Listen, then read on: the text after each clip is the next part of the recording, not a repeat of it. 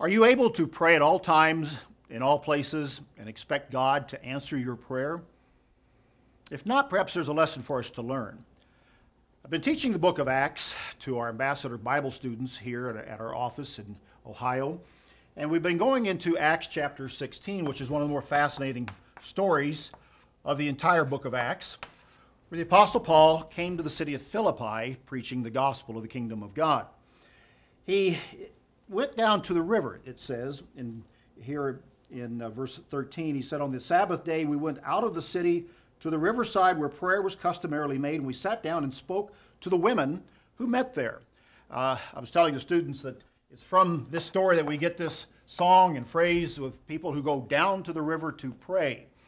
But it was by a riverside, a very calm nature setting, women praying, people praying, and that's where the Apostle Paul began to do his work in that city.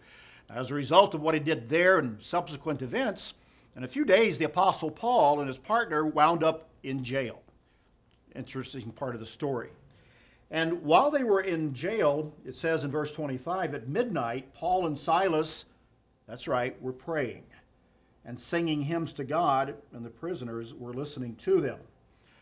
Two scenes here: prayer by the riverside and prayer in prison. One very calm, one quite a bit of pressure. Two different situations, two different scenes, and both were effective and both were vital. And in both situations, God heard. But the Apostle Paul and the members there learned a very important part of the relationship with God as we talk to him in prayer wherever, whenever, and whenever the need is there to talk to God, asking for help, asking direction, and just praising and worshiping God in the proper way.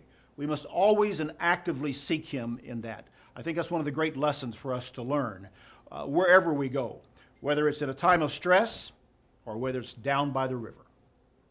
That's BT Daily. Join us next time.